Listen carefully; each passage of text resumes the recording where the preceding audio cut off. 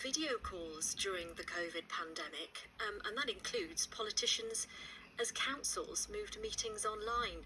Now an academic from Cardiff University says continuing to allow councillors to log in from home would increase the number of women involved in local government. Currently, just 28% of councillors in Wales are women.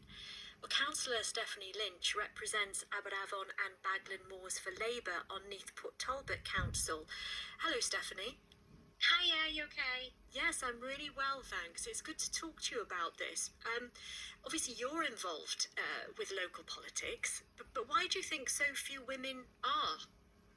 So there are quite a few reasons why women aren't as involved in politics, and certainly young women as well. And a lot of the reasons do come down to the fact that it's a part-time role at the moment, and you'll need to fit it into your working day, and that means either having to speak to your boss about that, or potentially giving up on a career altogether. And I think there's also a lot of negative treatment towards female politicians, and definitely in my experience that's put a lot of people off, people who have seen how I've been treated and don't want to be involved as a result of that.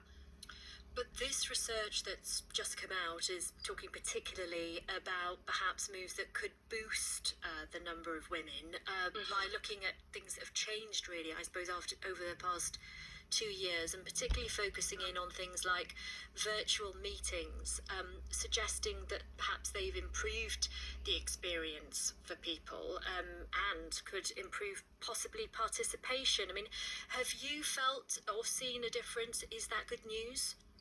Yeah, 100%.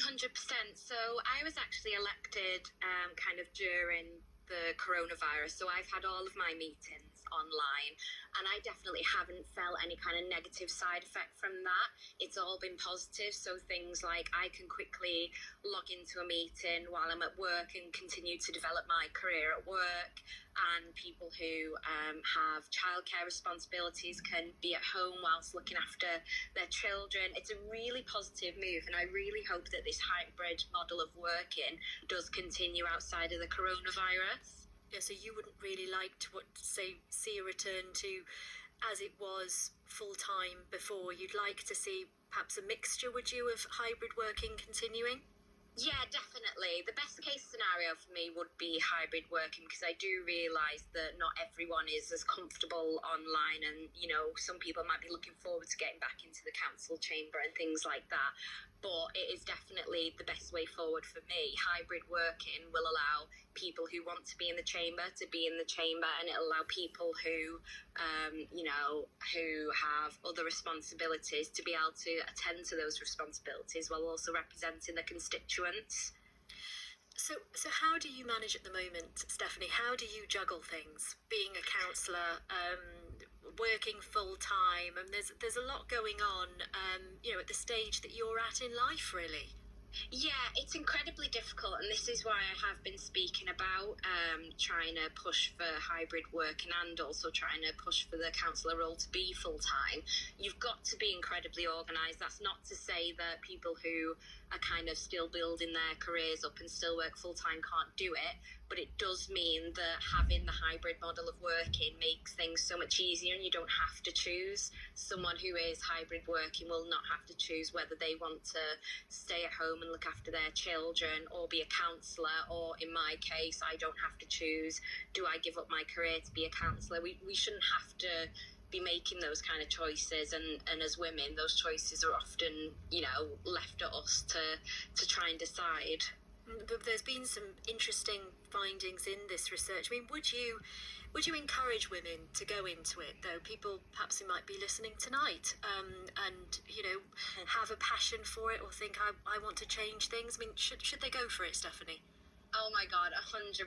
Yeah, we need more women in politics, and like you said, I think you said something like 23% of councillors in Wales are women. That is a horrendously low figure for Wales today.